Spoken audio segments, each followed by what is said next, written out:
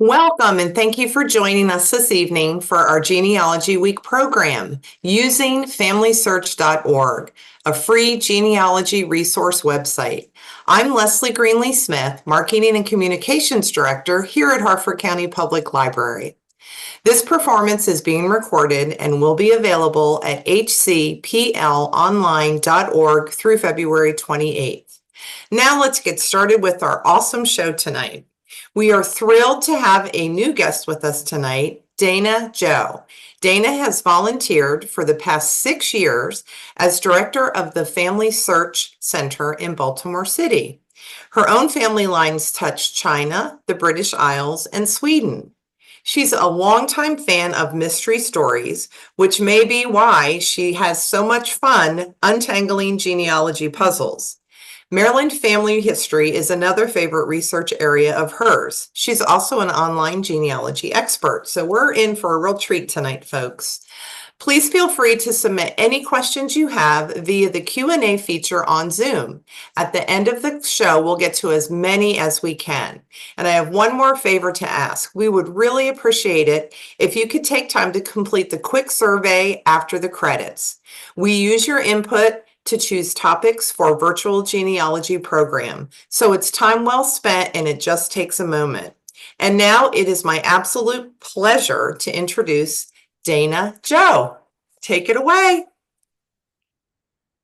Hello, everybody. Nice to be here with you. I'm going to start sharing my screen so we can get into our program.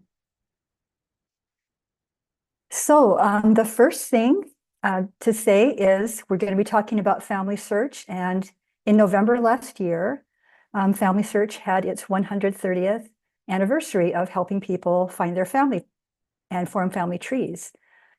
So FamilySearch wasn't FamilySearch at the very beginning, of course, and I'd like to take just a few minutes to kind of tell you about how FamilySearch started and became what it is today. So 1894 was the year that FamilySearch considers itself to have begun as the Genealogical Society of Utah. And it started out just very small, in a small way, helping people to begin to trace their ancestry. A couple of decades later, they had expanded to be able to help people look for things in different languages. The website now has users from 238 countries and is available in many languages. A few years later, they began to microfilm the records that they found to help make them available to more people. FamilySearch used to enable you to order copies of microfilm to borrow, and they would send them around the country to people that wanted to borrow them. So that was a way, before there was the internet, to help people access these kinds of records. Now the capture of records is completely digital. FamilySearch has something like, I think it's 24 teams, I might be wrong about that, who are traveling around the world, and they're archivists who capture the records of the places where they are requested to come. So there might be governments or churches or archives or other organizations who have records, and they can invite FamilySearch to come for free and digitize their records.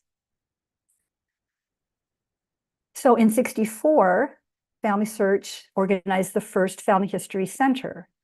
So these are small, usually centers in local communities where people can come and get in-person help.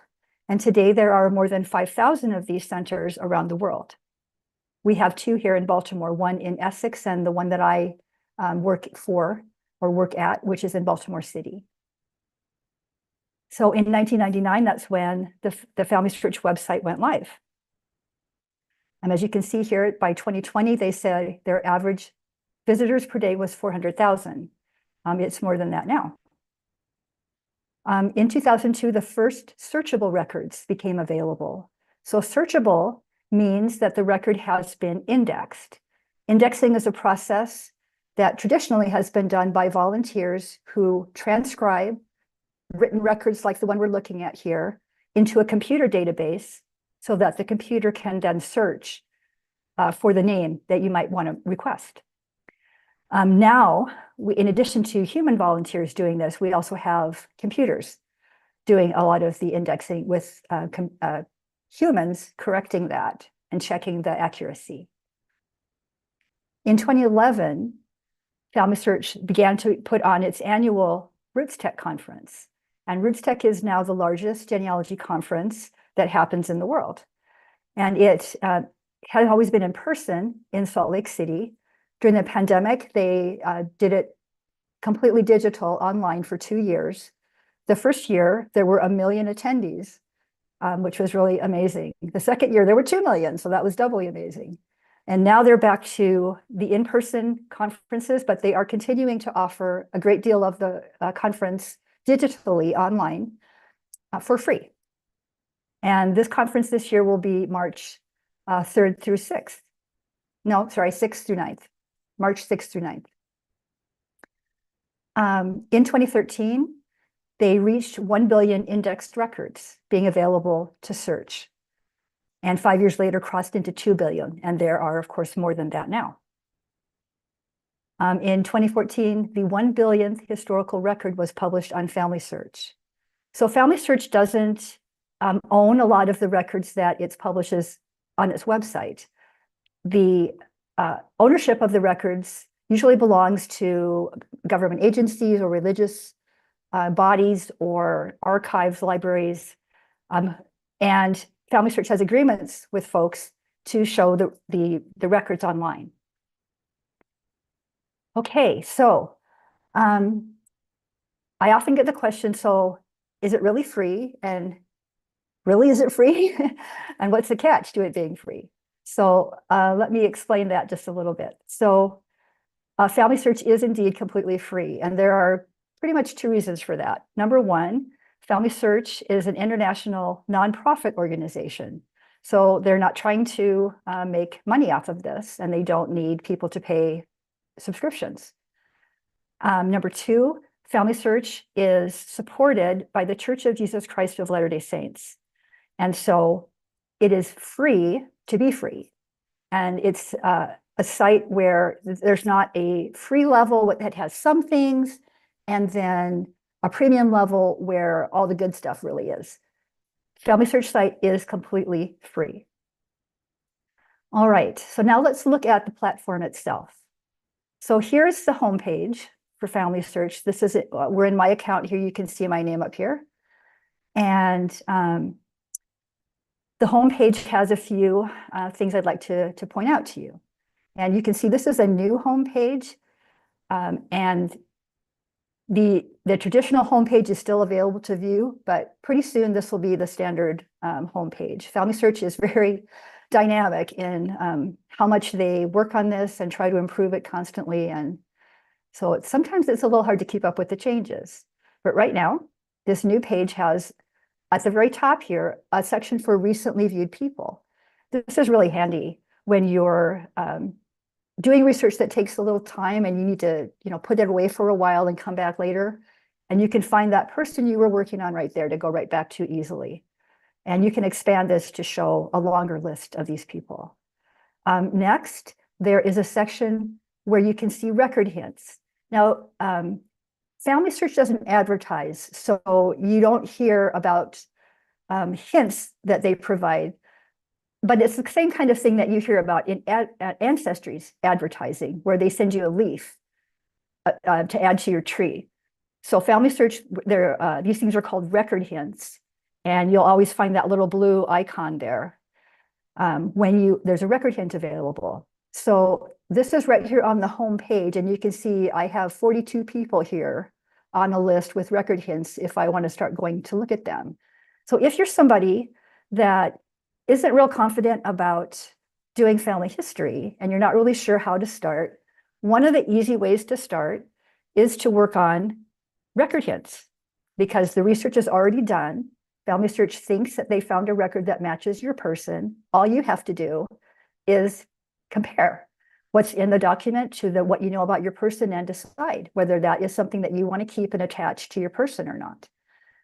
Very often on these records, other people are mentioned. So you can find additional people to add to your tree by looking at record hints. Down here, this section, when people post things that are that apply to people that are in my family line, they will come here. And I will kind of have this as an alert that things have been added here to people that are in my tree. So I can scroll through here and look at these and say, I didn't know that marriage certificates in Utah were so flowery. It looks like this is a real flowery, pretty thing. I can open that and look at it, and I can see who posted it. It's giving me a username right here of somebody that posted that, and share with my family, with people who are working on my tree, information. So FamilySearch has a different model than Ancestry and many of the other family history sites, where you have your own tree and you work on that, and you can make it private so that only you can see it, or you can make it public so others can see it. And your brother might be working on your very same tree, and he's going to have his own private version of that. And so it's like you have different copies of the same people that you're working on. In FamilySearch, we have a shared tree.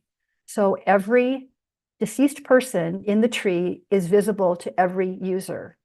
And FamilySearch's goal is to create one page in the tree for every person who's ever lived. And that's why we hope that everybody will come and use the tree and contribute to that goal and that mission. And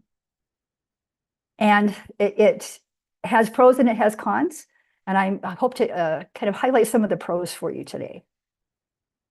Down here further, there is the FamilySearch Labs. And this is where you can go in and view what they call experiments. And that was where FamilySearch is trying out new things that they may ultimately release into the main program. And you can go in there and try those out and give them feedback and see if you like it or not. And they really appreciate when people give them feedback. You can create a to-do list of things that you want to remember. And I was in the middle of working on this and I had to stop, and I got to remember to go back and do that, find that document or add that in to a memory or something like that. Okay.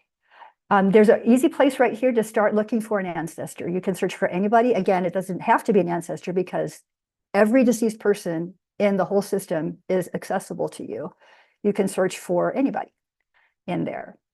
Living people are private, and you won't be able to find them. So I can't look at my brother's page, even though I know he's alive and I know he's my brother, but his information is private in FamilySearch. Right up here, FamilySearch has given me, because I have Chinese heritage, a opportunity to explore something about China and China research. And on your homepage, you're probably not going to get that same one. You're going to get something else that's more applicable to you. Okay, so with that, up here across the top, these menus are going to be on pretty much every page you ever open in FamilySearch, and they've got lots of things in them. And I can spend an hour on each one of these menus trying to explain all of the different things. So we're not going to do that tonight, but we will touch some of them along the way. So we're going to dive now into a person's page in FamilySearch and show you what that looks like. So here's the first person we're going to look at, and she is Irene Amos, and you probably haven't heard of her, but she is Maryland's answer to Rosa Parks. I'm just going to tell you just a little bit of her story. So in 1944, she was on a Greyhound bus returning to Maryland from Virginia, where her mother lived. And in Virginia, they had a segregation law that said that it wasn't that they had different sections of the bus, but a white person could not be seated across the aisle from a Black person. So during this bus ride, someone came in that wanted to sit across the aisle from her who was not Black. And so she was asked to move, and she declined.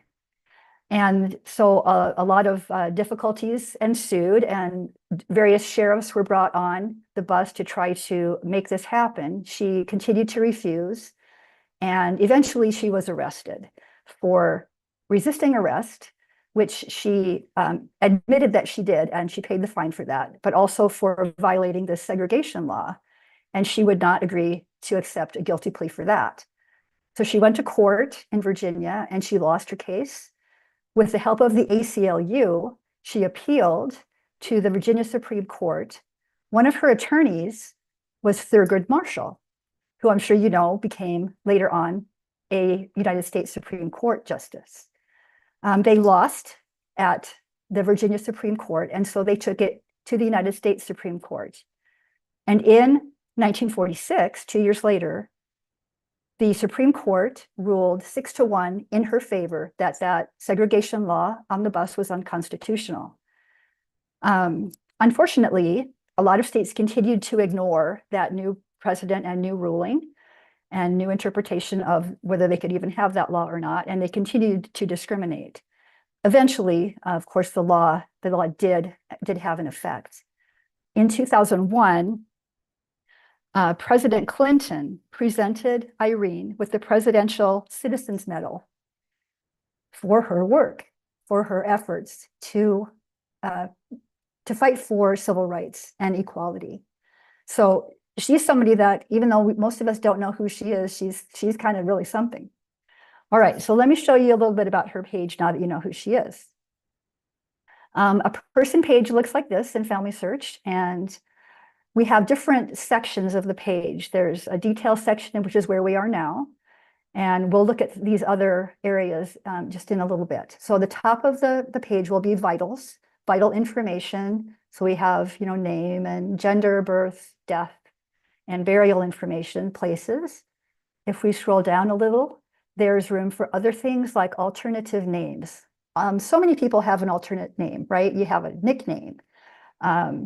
You had a maiden name, and then you had a married name. And for various other reasons, people go by different names. So there's a place you can add those in there. And when you do, that helps FamilySearch to look for those record hints, not only in the name at the top of the page, but with the alternate names as well. You can add events. There are a couple of events already here on her page. Some of the other kinds of events you can add are here in the drop-down menu. Let me just scroll through this a little bit so you can kind of see what's in there. And you can make a custom event. You can also add different facts. Here's a menu of possible kinds of facts you could add, including making a custom fact of something that you want to add about this person's life. Okay, then below that, we have the family section. And we've got Irene here as a wife on this side, the left side, and she had 2 marriages. So she has 2 entries here as a wife. Over on the right of this section are her parents. And then down here are all of her brothers and sisters. And then we see her again as one of the children in the family. So we can also add other relationships, because we all have relationships who are people not related to us, but are important in our lives. So if I open this, we see Irene, and we could add a person, and the kind of relationships that we might choose from are here. So it could be an apprenticeship, employment, enslavement, a neighbor, someone who is just in your household but wasn't related to you. So that can be very helpful in illustrating somebody's life and accounting for connections that were important to them. Then finally, here's a brief life history area where a person can write a brief life history. That's available there. All right, so now I'm going to go up here and kind of touch on some of these. We're not going to talk too much about the tools just now. This latest changes section is really, really a helpful thing. So everything that ever gets changed in FamilySearch is tracked here, and you can see who made the last changes to this page was me. I did these. And if I click show all, it will open up a whole bunch more changes, and you can see what changes were made. And FamilySearch, when you make a change, will always offer you a place to put the reason why you're making this change. And that's really helpful when the next person comes along and says, Well, I wonder why they did that if you've put a reason in there. And when I open the show all here, I could see the reasons why the changes were made. So that can be really helpful. You can message people that have made a change. So if I click on this, if the other person has given permission in their account settings, then you can message them through the Family Search app itself, or they may have provided an email address that you can use. So it wasn't giving me the chance to message myself there through the app, but normally you would see that. Okay, there's a notes section where you can add notes, reminders for yourself, or notes for other people that come to this page that you want them to see. The search record section is where you can go from this page to either into Family Search, search function, or to the other sites listed here. And it will transfer usually the information from this page over into the search criteria at the destination search so that you don't have to retype all that stuff. Now, you will need to have an account at these other sites in order for that to just transfer smoothly without you having to stop and sign in. And these other sites, of course, are premium sites where you would need to have paid for that account. Okay, so at the very top up here, this is where on a person's page, those record hints come. And we've got two right here that if we were to open them, we get a sidebar that lets us see quickly what's in that record and whether we think that might be her and whether we want to proceed to do anything with that information or not. Okay. Now, let's go and look at her sources tab. So we've been in the details tab here. Let's look at her sources, and there are 4 in there. So these have already been attached to her, not by me. And we have a 1920 census, 1930 census, we have an obituary, and we have a Social Security record. Now, any one of these, you can just click on the header of that entry, and it will drop down more information about what's in it. So that, again, you can easily kind of see what the source was. So this is from her Social Security application. So that normally has names of parents in it and other names that a person may have used in their life. It will give you some hints of other records that might also pertain. It tells us that this is already attached to our Irene right here. Okay.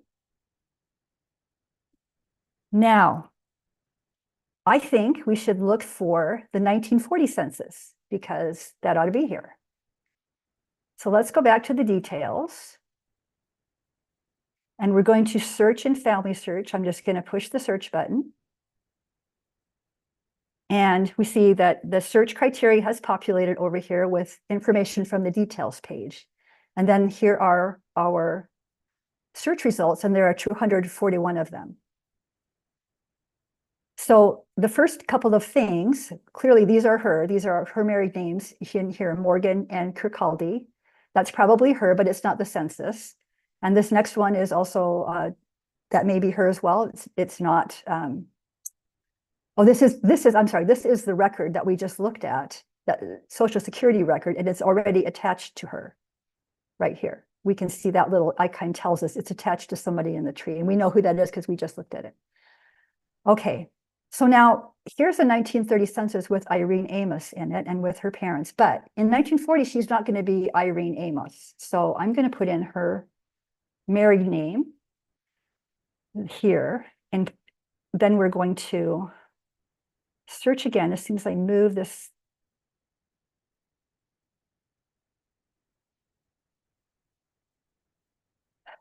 Webinar stuff out of my way.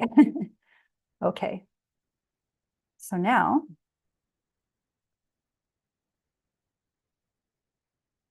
here again, we have some records that these are most certainly her.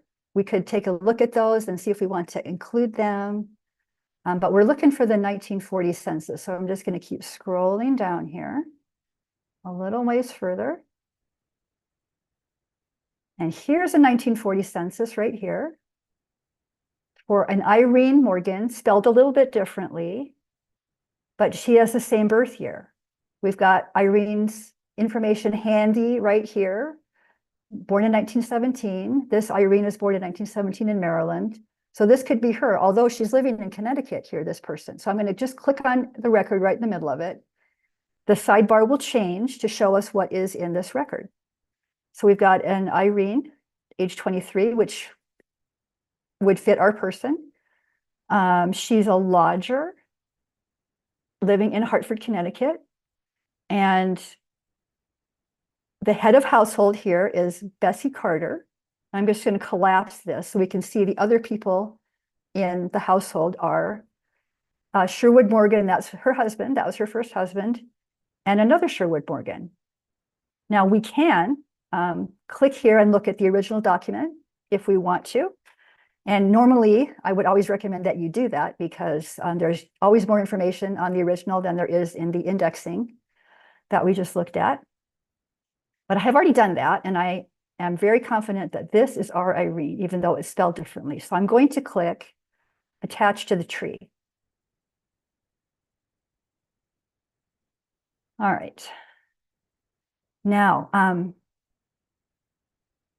sorry, I keep having to move my Zoom windows out of the way. All right, so now what we're looking at here is called the source linker. And what we see in the source linker is the information from the source record on the left side, the information from the tree that we're looking at on the right side. So we see the name here up at the top, and it will flag things that are different. We're not worried about the difference because we know that it's just the married name versus the maiden name. And the date is not as complete in the census record, which is normal. There is some additional information from the census record that we could add just by clicking there. It will add, and if we say, oh no, I don't want that, I can undo it and move it back. I always like to move the residence over. Now, this is telling us this is not a standard place, and that's a FamilySearch thing. It loves you to pick places from its database, and the reason it's not standard is because of Ward 3. But we're not going to worry about that right now. There's a way to fix that, but we're not going to worry about that right now. So I'm going to save this information, and actually, let's move over 1935 as well. The 1940 census asked people, where did you live in 1935? So there's always that piece of information in the 1940 census as well. And now we're going to attach. All right, so we've attached that to Irene. Now, it was already attached to Sherwood, her husband, so we don't have to do that. And now down here we have Bessie, who's not part of the family that we know of. And we have little Sherwood. This is 5-month-old Sherwood. If you looked at the original record, you'd find that this is 5-month-old Sherwood Morgan. Now I can grab him and slide him up here and drop him in the children's section. And we can add him to the tree right here. I'm not going to do this right now, though, because Sherwood, as far as I can tell, is still living. So if I add him to the tree, I'm going to need to mark that he's living, and then nobody but me will be able to see him. So it's kind of not really necessary to add him at this time. So I'm not going to add him to the record right now. So with that,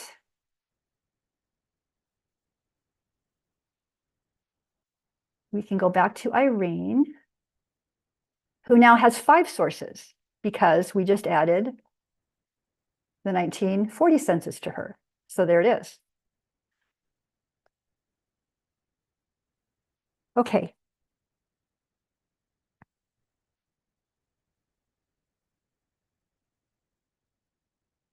Just get my notes on the right page.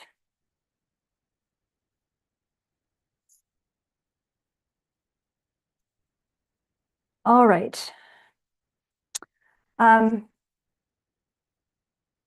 When you add a source to somebody in Family Tree, you can indicate that you would like to keep it in your source box or not. And the source box,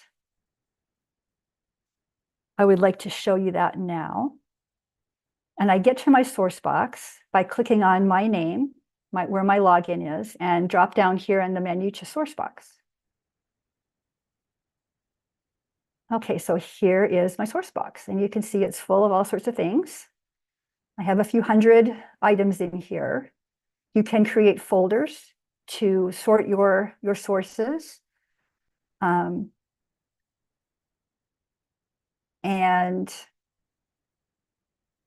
there's just quite a lot of things you can keep in here. So let me open one of these for you. If I click on any one of these, it will open up and show me what is the source. And then I can click on view, and then the image will be big and easy to see. I can edit the information that's here in the source notes. I can copy it, remove it, and I can also see who it's attached to. So this is one of the pages of my Chinese family record, and it's found in the library in Shanghai. And I have written, when I created this source, some entries about who's in this box and who's in that box and so forth. I can see who all these people are by clicking on that list, and it opens it up and shows me who the people are in this list. Okay. So that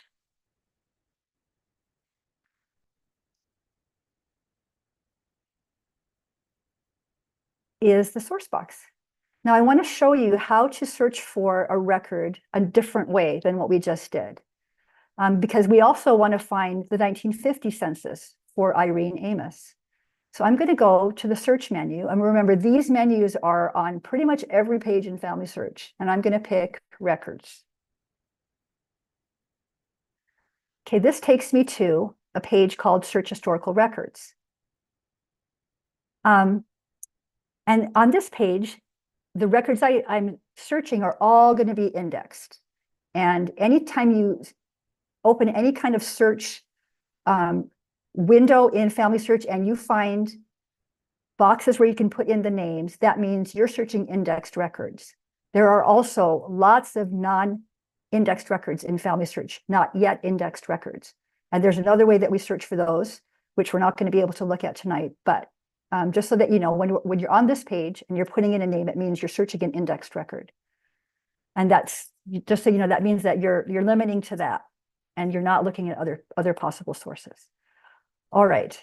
But now, if I were to put Irene's name in here, it's going to search all the index records. I don't want to do that. I want to just find the 1950 census. So I can go down here to the Find a Collection box. Now, in this box, just to show you what you can find in this box, what if I start typing in England?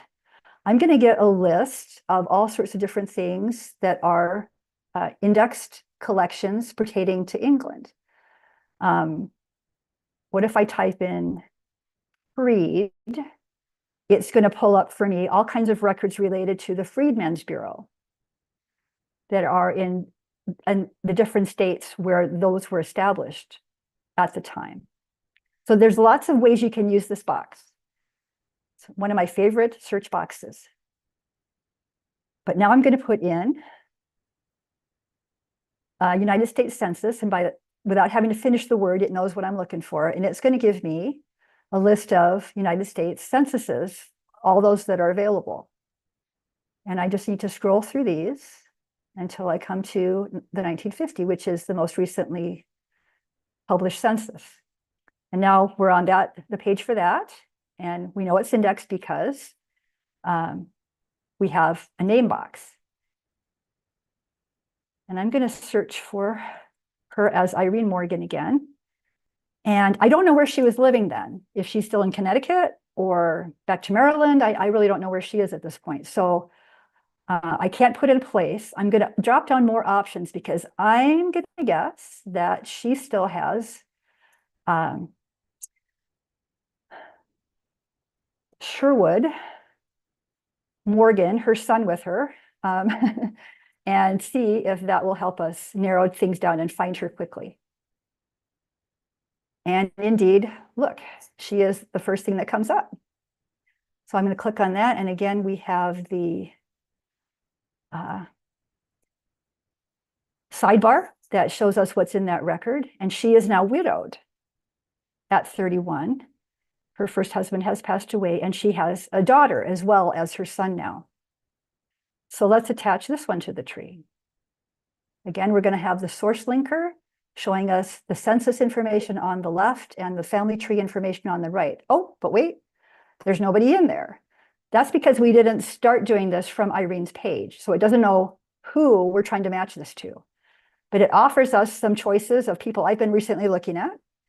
And so fortunately, Irene is right there. If she wasn't right there, I could put her name or her Family Search ID number in here and find her really quickly. But she's right here. So we can just click on her and it's going to add her and the rest of her tree to the page. So we're going to attach to Irene and it opens up all that good stuff for us again. And I always like to put the residence for sure.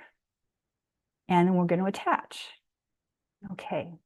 Now, once again, the children are here and they're not yet in the tree because I'm pretty sure they're still living. I have looked to see if there's any death information for either of them, and I have not come up with anything. So I'm pretty sure they're still living.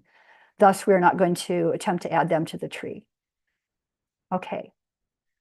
So we'll go back to the tree for Irene, and now we have 6 sources because we have added that census to her. Okay.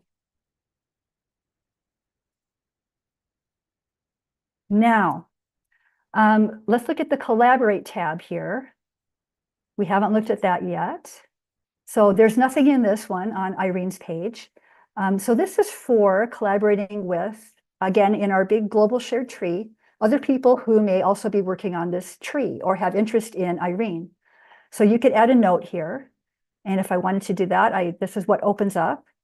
I think it's interesting that with the note, you can actually post it for there to be an alert that whatever I put in here is going to show up at the top of the page when people go at first to her page to tell them to read this note before you make any changes.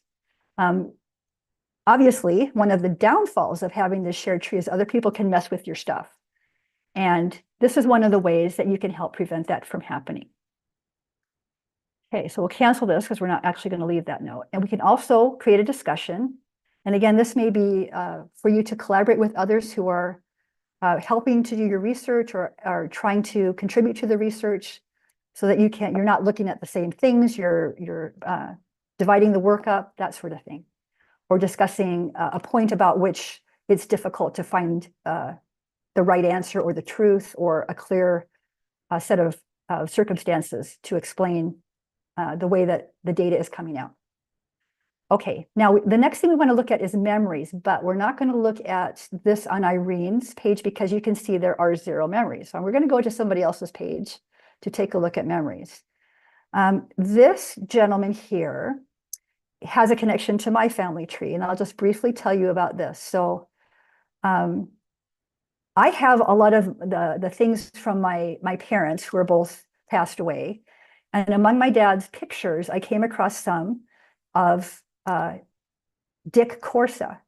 And in the writing that my dad did about his life in China before he came to the United States, he mentioned meeting in Shanghai in 1944 some American soldiers, and one of them was Dick Corsa.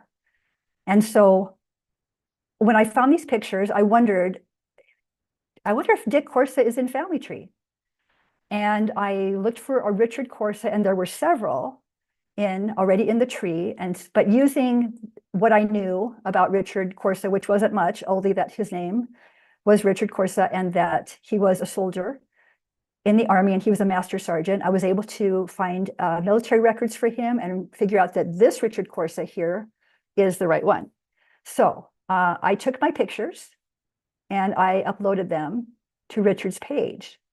Now, I'm sure that his relatives will look at this and go, what? China? What? What was he doing in China? If they didn't know about that. So, and we'll come back to how to answer that question in just a second. But let me just show you about memories. So you can add photos or documents.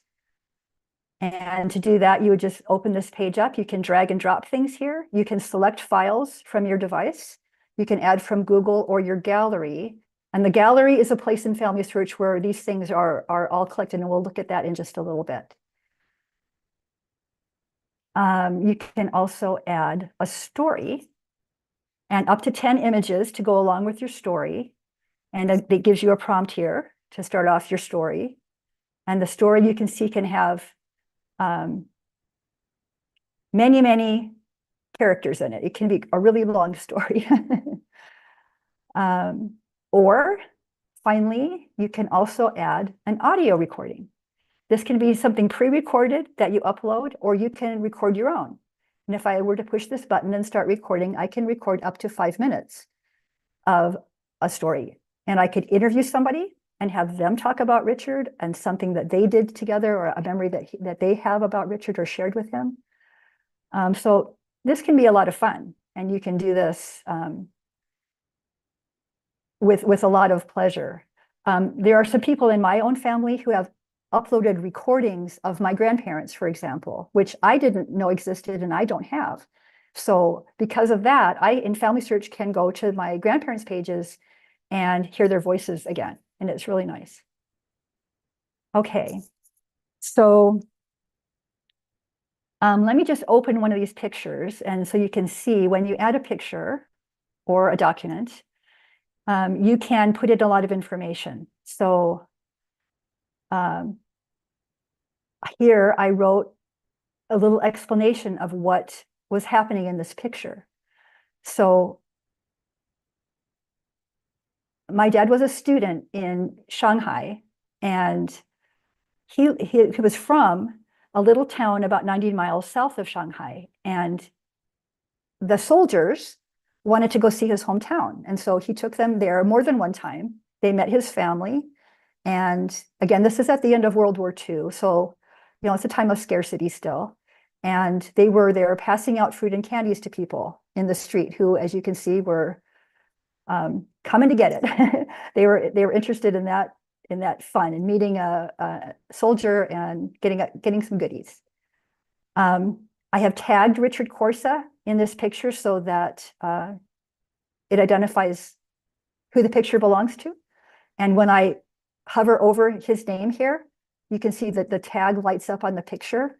If I just hover over him in the picture, the tag also lights up. So if you had more than one person that you had tagged in the picture, you know, you can float over the picture and see who they are, or float over their names on this side to see who they are.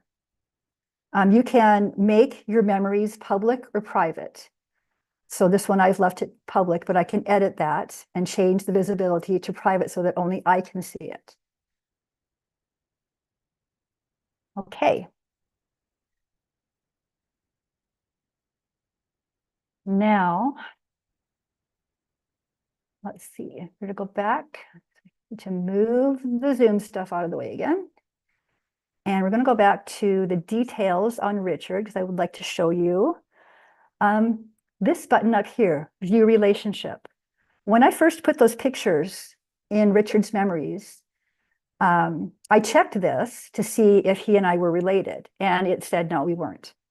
But this week, while I've been preparing this webinar, I checked again.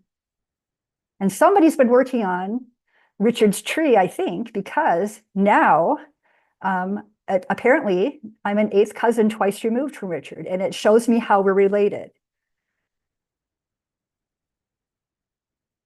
So let me zoom in a little bit here. So we have common grandparents who lived in the 1600s. And then we can go down the tree and see all the people who came between them and us until we get down to here's Richard and here am I. And we are actually related. So I'm sure that my dad never knew that his wife was a relative of his buddy, Richard Corsa. Okay. Now, let's take a look at that gallery that I mentioned where all this stuff that you add to memories goes in FamilySearch. So to get there, we're going to go up here to that top floating menu that's always there and pick Gallery.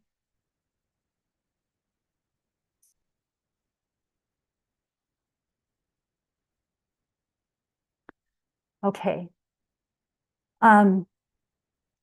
So this is my gallery, and it has a bunch of stuff in it, 781 things. And we're looking at the thumbnail view of it. I can also change it to be a list view, although I like the thumbnails better because they're bigger pictures, I can see them better. You can create albums here to sort them out because the main view of your gallery is the whole mess, the whole jumble, all the things you've put in there. So if you wanted to be able to quickly narrow things down, then you could create albums for that.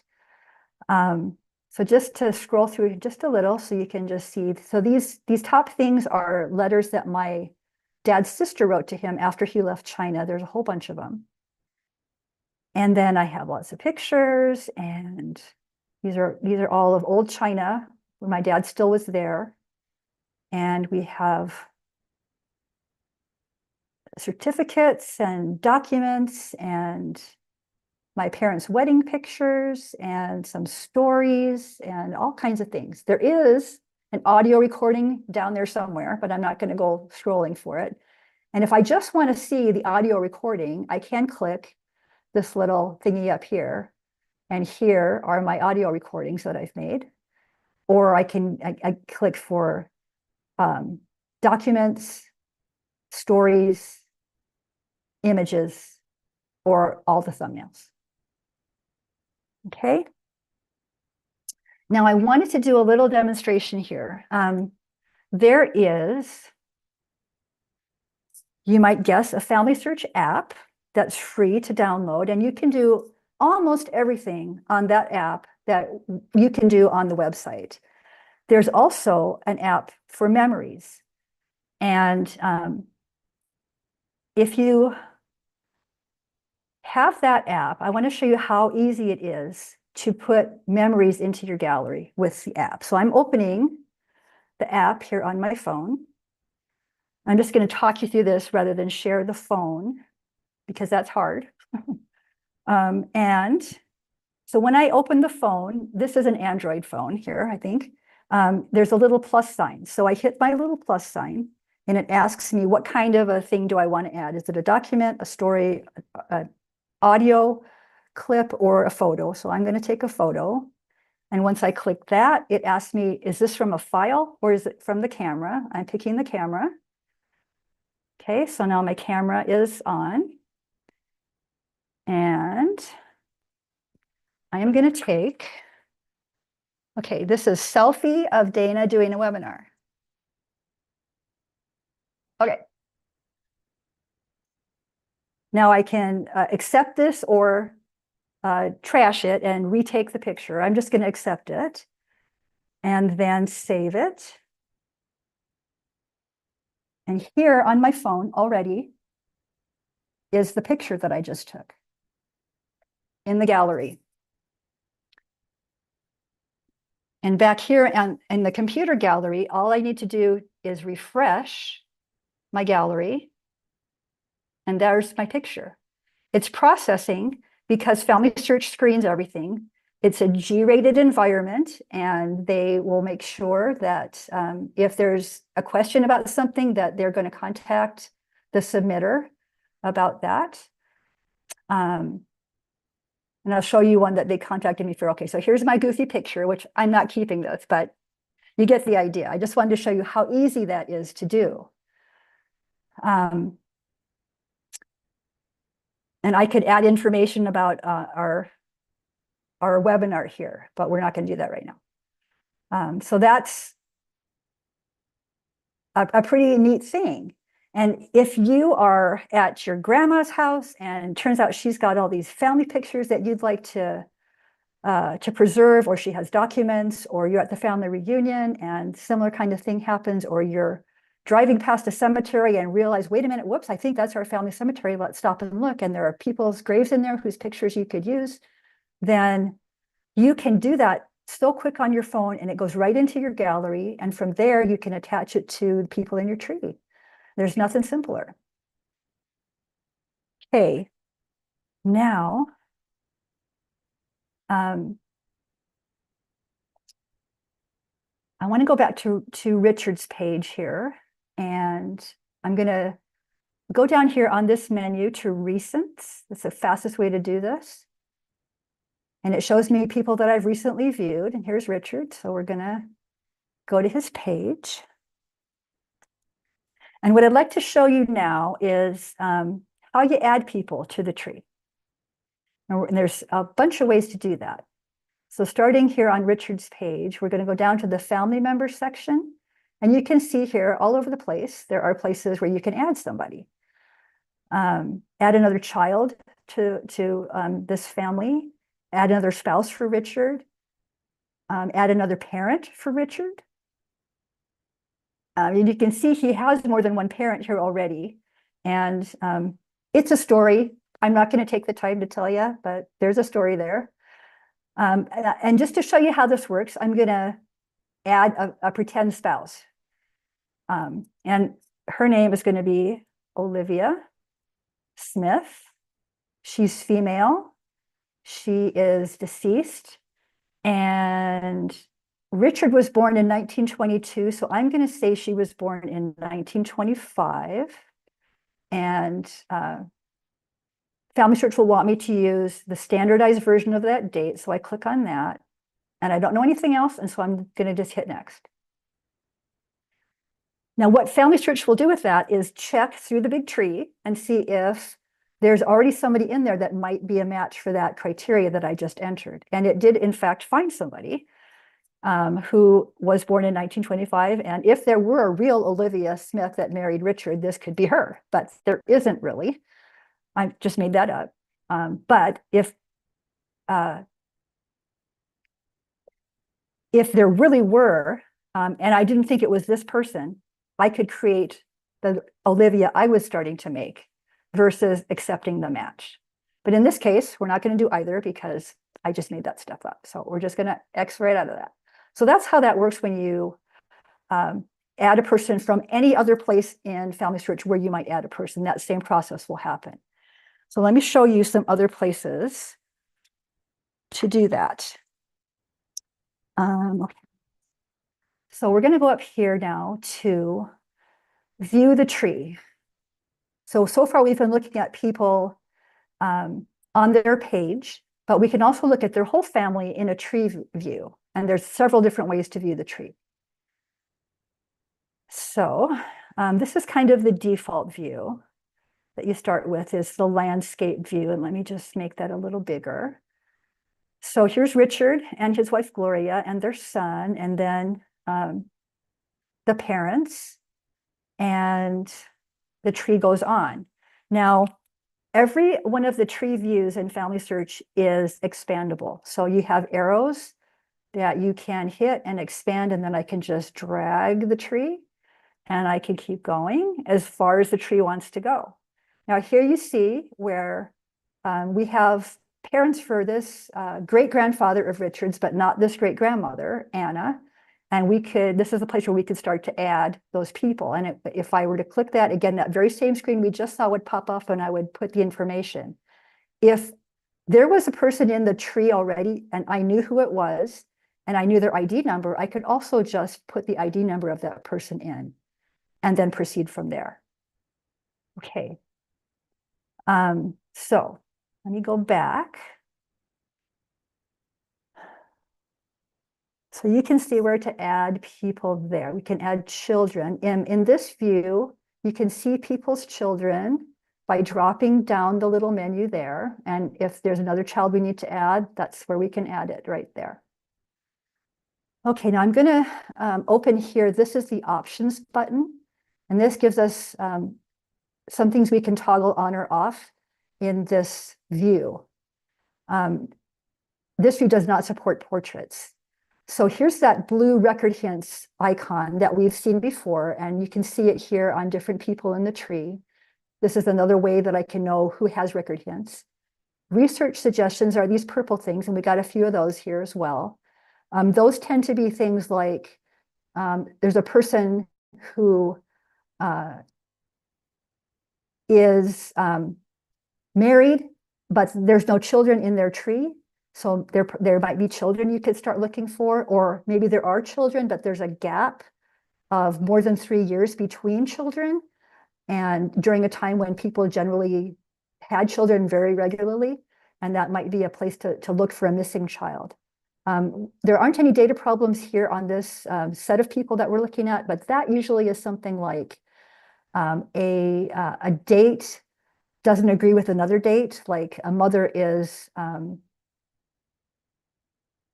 years old and she's having children before she's 12 or older. That kind of thing might be what you'd see. Okay. So we've seen there how we can add children in this view or add parents in this view. So let's look at a different type of a family tree view. We also can have a portrait view. If you're an Ancestry user, this one will look familiar to you. So here is Richard and his wife and their child below.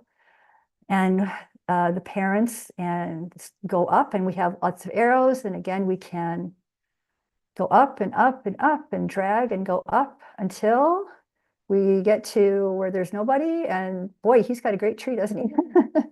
If I went far enough to get somebody that didn't have more parents, there would be a blank place where I could add parents. I'm not going to keep looking. Oh, here's one of those data problems right here that we talked about before. Okay, and then if I click the little plus sign on a person's tile, I can add a child or sibling of that person right there. Now we have arrows that go sideways in this view. And with that, we can see the siblings of a person and expand from there. And if there are descendants of those siblings here, look, we could go down that way. So again, this is very Ancestry-like for those of you who are familiar with their trees. Again, we have those same research suggestions and data hints. The same icons are here in this view. All right, so now let's take a look at the fan chart.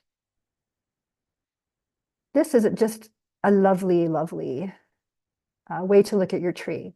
So here's Richard in the middle, his wife below, and their child go down here in the purple area. And then his parents are the next row, and their parents, and then their parents, and so on. You can, I'm going to open the options here. In the fan tree view, you can see up to 7 generations. But this tree is also navigable, and you can move around in it. So without going too far away from Richard, if I just go to his dad here and highlight his space, you can see this gray bar, and there's a little fan right there at the bottom. If I click that fan, then Richard's dad moves into the middle. And I can see the view of the tree with him as the center. And you can do that with anybody in the tree. Okay, so but I'm going to go back to Richard here and keep him in the middle for now. So now we've looked at family lines, which are just the different colors for his mom's mom is yellow and his mom's dad is red and so forth. We can also look at this by birthplace. I think this is a really fun view. And we get a key over here that will highlight where the different people in the tree were born, assuming that that information is on their page. So this is when you're, again, going to do your research and you're thinking, I wonder where to go from here. Maybe I don't go up here to this guy who was born in Germany because I don't know that much about researching in Germany and I don't speak German, and just stick down here with somebody who was born in the US that I, can do that a little more easily. So that can be a way that you choose how you're going to proceed with your research. We can also look at sources as another criteria. So the more sources you have, the darker your space is going to be. And another decision in working on my family history I could make is that, I want to beef up some of these people who don't have that many sources and document them better. It'd be another way I could choose. Stories and photos are similar to that. The darker that you can see the square is, the more of these things are there. I think it's interesting in Richard's tree that the guy with the most photos was born in probably 1725. I'm not sure what kind of photos are there on his page, but interesting. Then finally, we have a view where you can see those research helps, those colors that we saw before, the data problems in red, record hints in blue, and the research suggestions in purple. Again, another way you could choose how to proceed with your work is to say, I want to clear up these data hints and go through them and see which ones stick and which ones I can discard and make that as clean as it can be. So now one other way to add people, you can add people in this view of the tree. Say when I highlight this blank spot, a little plus sign emerges, and that plus sign, of course, is going to give us a parent of Anna as the person we're searching for. So there isn't a place in this view to add a child, but you can add a parent wherever there's a blank spot. So another way to add a person I'd like to show you now, and we're going to go to Anna's page.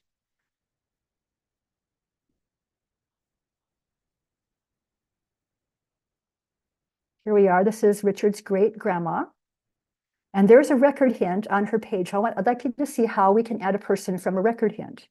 So I'm going to click on that, and we get our sidebar of information about this record. So this is the New York State Census of 1865. Oh, let me scroll down here before we go farther with that, and we'll just take a look at the family. So Anna and her husband had 3 kids so far in the record, and everybody but William has a first name that starts with A. So poor William, right? So just keep that in mind as we go and look at the rest of this census record. So we're going to scroll down here, and we find that in this census, there are 4 kids. The 3 that we saw, let me collapse Andrew so you can see the daughter is there. Agnes and William and Alonzo we saw, but Clifford we didn't see before. So it looks like we have a child that's missing from this record. So let's review and attach this. So we're going to get the source linker again.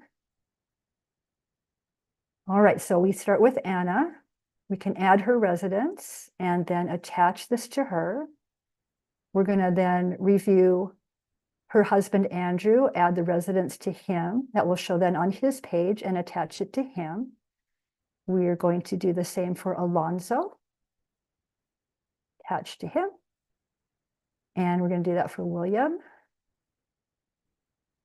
And finally, Agnes. And that leaves us with Clifford.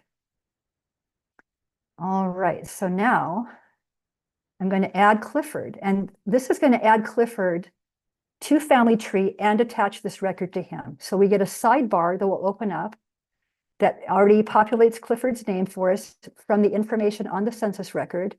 It's clicked male and deceased already for us, and it's given us that 1 year from his life events from the census record already. And we see the parent relationships listed.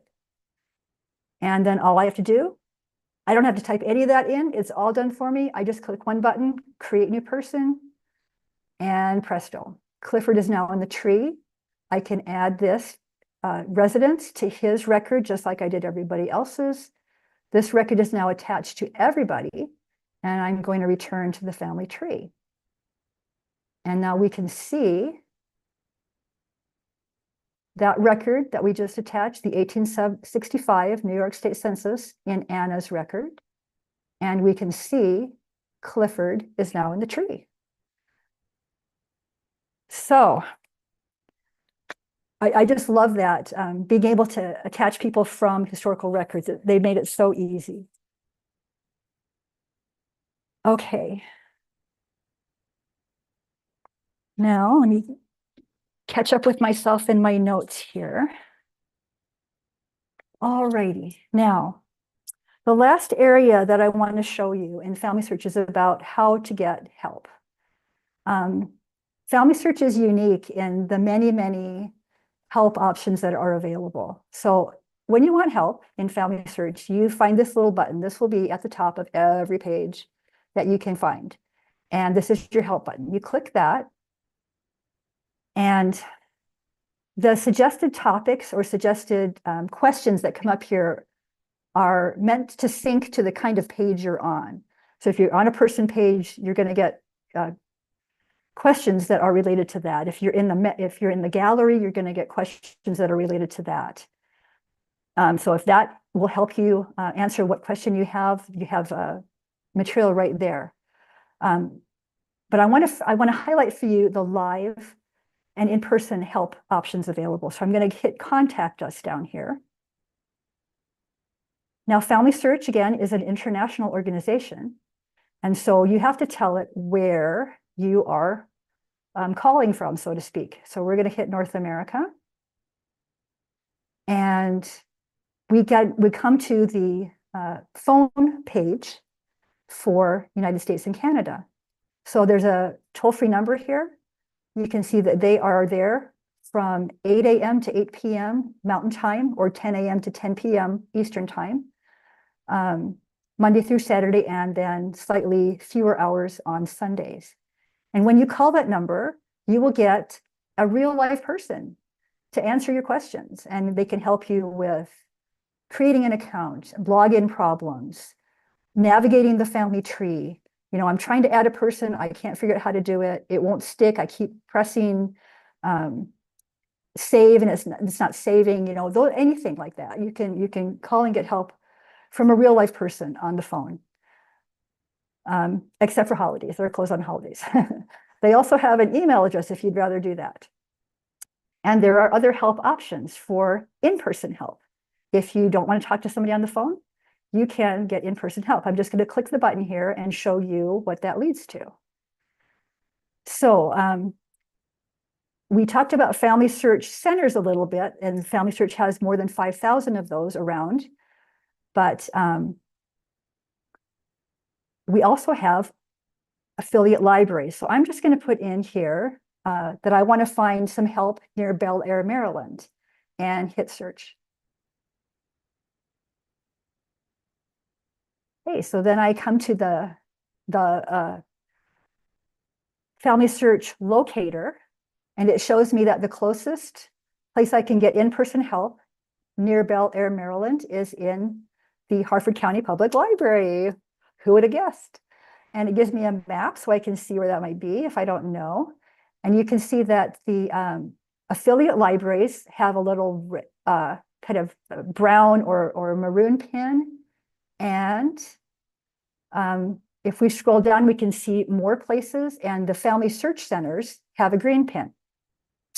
If I want more information about one of these locations, I just click the More Information button. And if I do that for the Harford County Public Library, it will take me to their website. And let's look at that right now. Whoops, that's not it. There we go. So this is their genealogy page. And as an affiliate library, they have all these lovely things available for you. So they have free access to several premium websites that you can use. And Family Search, of course, is free anyway.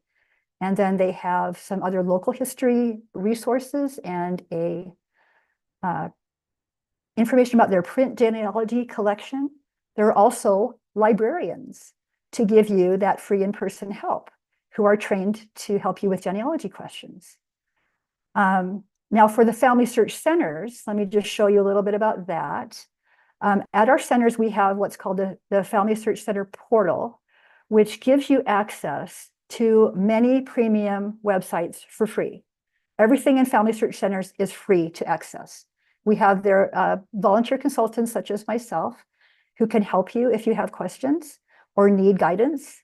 And we have computers and printer scanners and things like that. So here are some of the premium websites that are available at the centers. I'm just going to scroll through these a little bit. Archive Digital is Swedish records, Scandinavian stuff. And Find My Past is a great resource for British Isles, UK ancestry.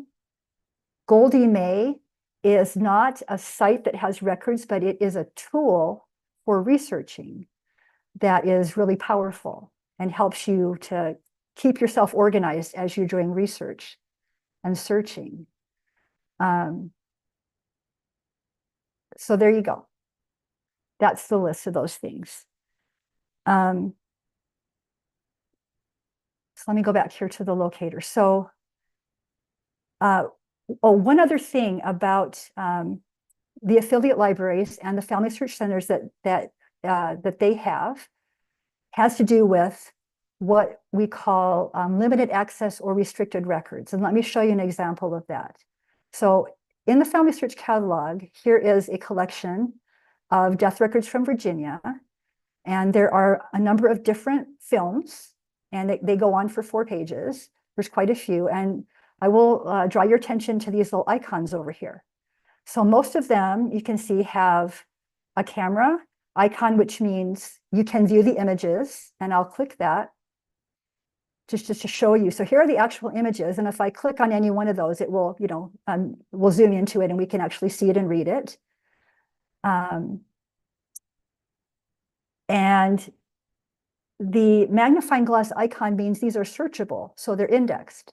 And if I click that, I'll go to a search page where I can put the name in. Always your clue, that's an indexed record. I can just scroll through all the names if I want. They're all over here, or I can search for them.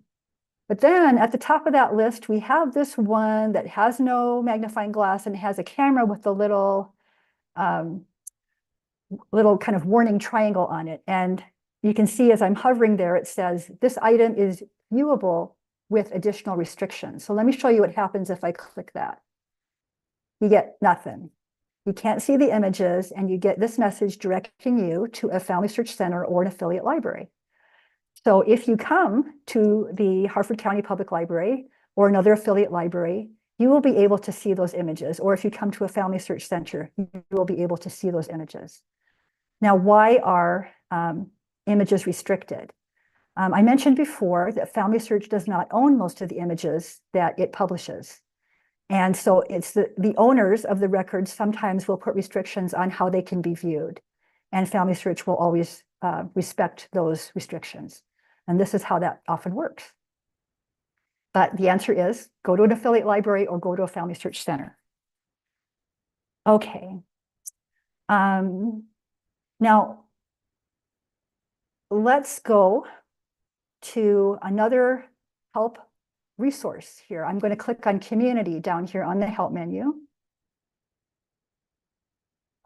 This is the Family Search Community, and it is a place where users can come and you can ask questions and other users will answer them. So, the quality of your answers may vary, but it is a place to get some answers, and often very good answers. There's community news, and there are many groups that you can join. So let me just click on the groups here and let you see what some of these groups are like. So these are alphabetical, and we're looking at all groups right now. So I'll just slowly scroll through these and let you take a look. We have a lot of geographic groups, and then we have topical groups. And then there are some kind of technical groups as well. So here's one for archivists. Atlantic States, if any of you are interested in that, where we live, we here who are doing this webinar for you.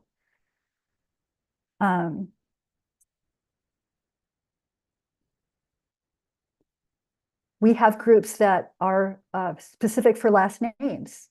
So users can create groups, And the groups will vary because groups sometimes, burn out. People stop being interested in them, and then those groups will be eliminated. And meanwhile, new groups will be formed. So these kind of change from time to time. And we're not going to scroll through the whole list, but I just want to give you an idea of what's in there. Okay, now I'm going to zip back up to the top, and I want to show you one more thing.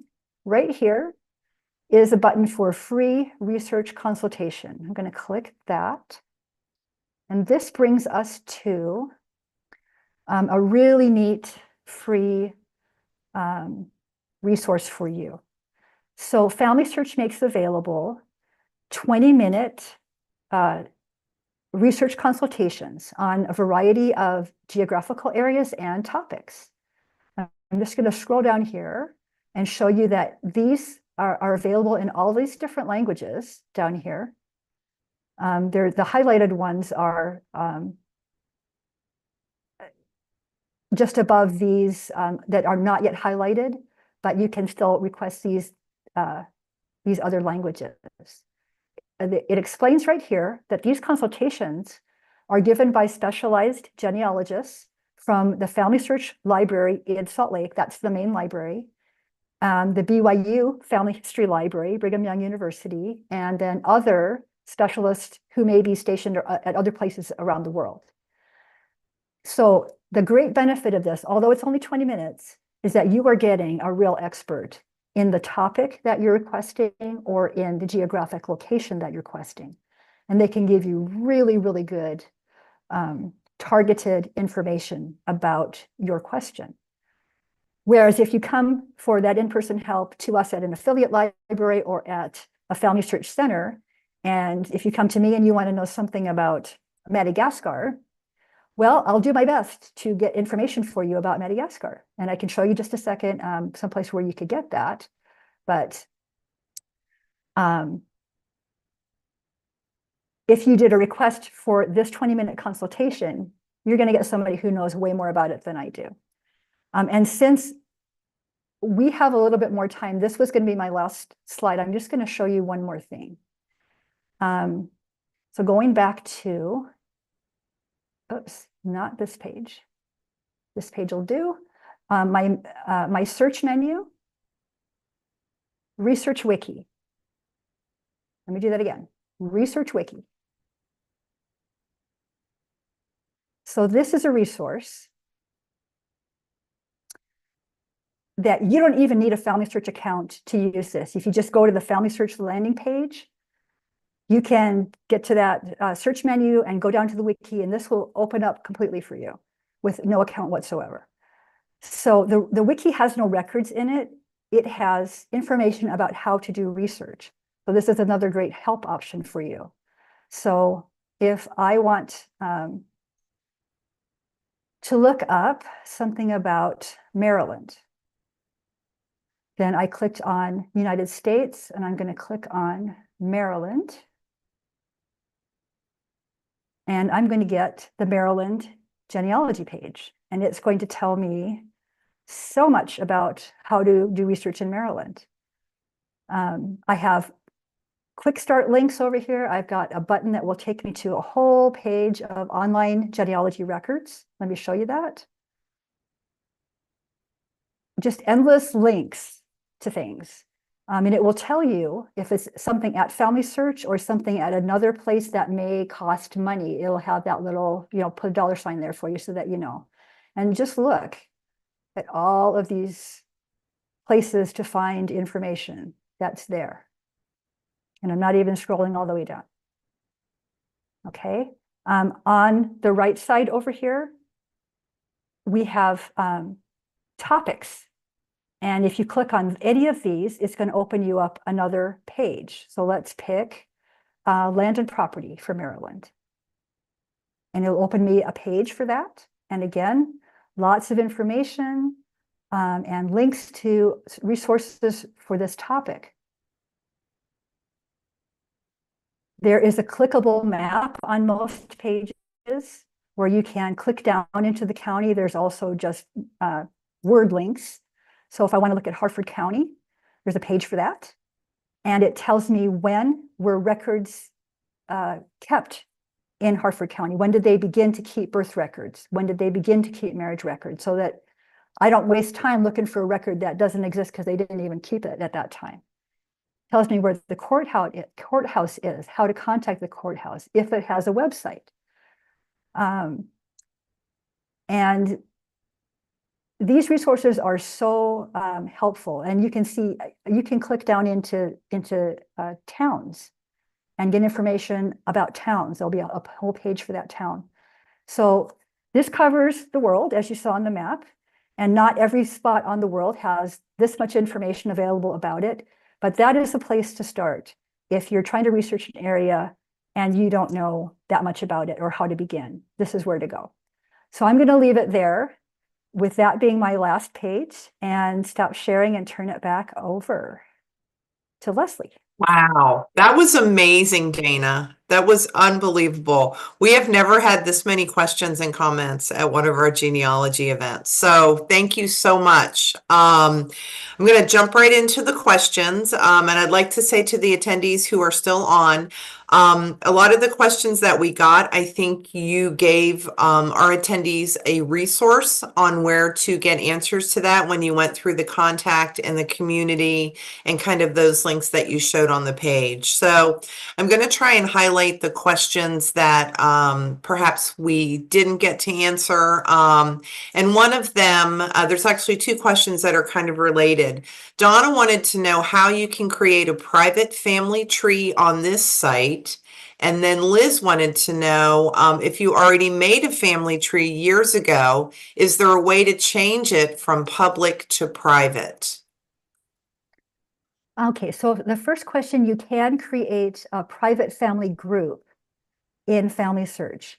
And if you pull down that help menu and type into the box that question, just put in private family group, it will open up for you the instructions about how to do that.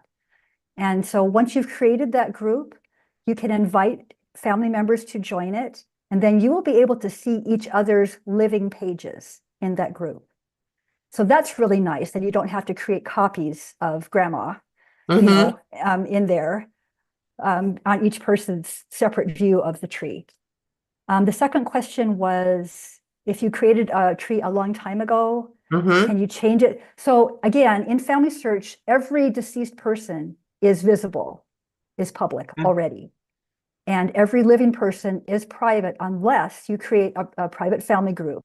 Okay. And in that group, you can see each other's living pages. Okay. Okay. And then I know there was one of the links, if you disagree with some of the information that another person put on the site, can you change that, or can only that person change that? You can change that. Okay. Yeah. And I would always encourage you, if you change information on there, that just put why. Okay. Likely you have a really good reason, and just put that in there so that when the next person comes along and goes, wait a minute, why is it that way? I thought it was the other way. Then they can just look and see because you put the reason there. And Esther had a great question. She said, this is a lot of information, which it was really good information. Do you have a favorite book to help all of attendees and people learn how to use all of these things? Is there a white paper or any kind of information they can go to?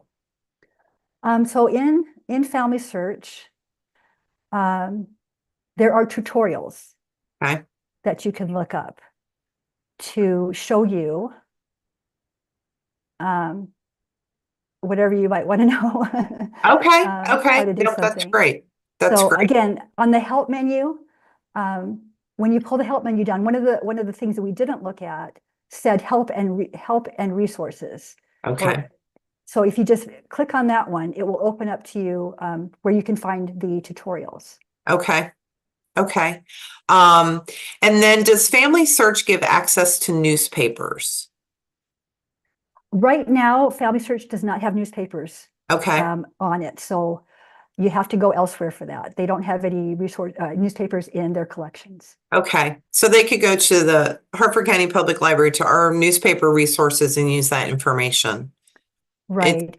Okay. Right. Yeah. Enoch Pratt, if you have an Enoch Pratt card, or if the Hartford County card works for Enoch Pratt, It does. Yep. they have newspapers.com, the basic level available for free. And if you have a card, you can do that from home Mm-hmm. on We the have Enoch that Pratt as well. website. Yep. Yeah. Yep. Great. Now Kathleen and Barbara both have a question similar about the ID number. Kathleen wants to know, I've had to merge family members with more than one ID number. Is there a way, an easy way to see duplicates? And then Barbara had a question, what is an ID number? What does that mean? Okay. So can I share a screen again to Sure, answer this? absolutely. Okay, let me go back in here to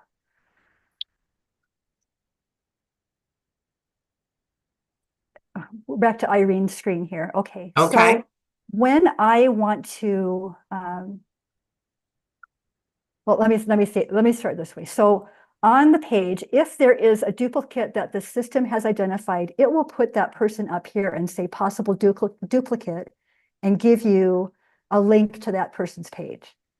So you can assess whether that might be a duplicate or not. Another tool down here in the tool area, you can push the Find Similar People button. Let's just do that and see what happens. So it's pulling up here other people found in the tree that are named Irene Amos, but and this person is also from Maryland. She was born quite a bit later, has different parents, different spouse, but this gives you a way to look at who else is in the tree that has that name, that is potentially a match. If you have already found somebody in the tree that you think is a duplicate that the system hasn't identified, you can use this merge by ID tool to create a merge.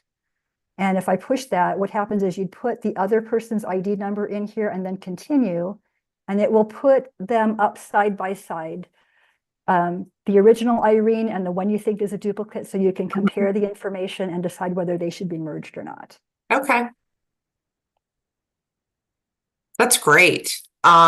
Susan had a question. How would you find out information from the IGI? Oh, that's a good question. Good job, Susan. On a Thursday night. Gosh, when I've seen IGI and Family Search, it's kind of like a legacy source, because that used to be kind of the source before the internet, before digitization, before there were all these better ways to share information. Mm-hmm. And so you can occasionally you'll come across sources that Family Search put in there and attached to somebody. And when you look at the details of those are IGI sources. Now, if you wanted to go and search the IGI, I don't know the answer to that right off the top of my head. Okay. That's a fair answer. That's a fair answer. And then we have one question about did you want to say something? Oh, I was going to say the wiki might know. The research wiki might know. If you go to the research wiki and type, International Genealogical Index, it'll tell you something about it. The wiki might know your answer. Good. We love wiki. Yeah. And I believe this question came up when you were on the home tab in your presentation. Someone commented that the homepage looks customized. What if you only use Family Search to source files and not create a tree on Family Search? How will your homepage look? If you don't create a tree, it's probably not going to give you the record hints for people or the recently looked at people if you haven't looked at people. Right. And if you don't have a tree in there, then it's not going to give you memories, a notification of memories that other people post. Okay. So it will just probably look a lot more empty. Okay. Than that. Okay. All right. That's a great answer. And it is straight up 8 o'clock. So I want to thank everyone for coming. And of course, thank you, Dana. A huge big thank you. This was a wonderful presentation. I think we might need to have Family Search Part 2 down the road with you. If you would be consider coming back and visiting with us. This was really a really great presentation. And I want to thank everybody for coming. And Genealogy Week has been wonderful for all of us.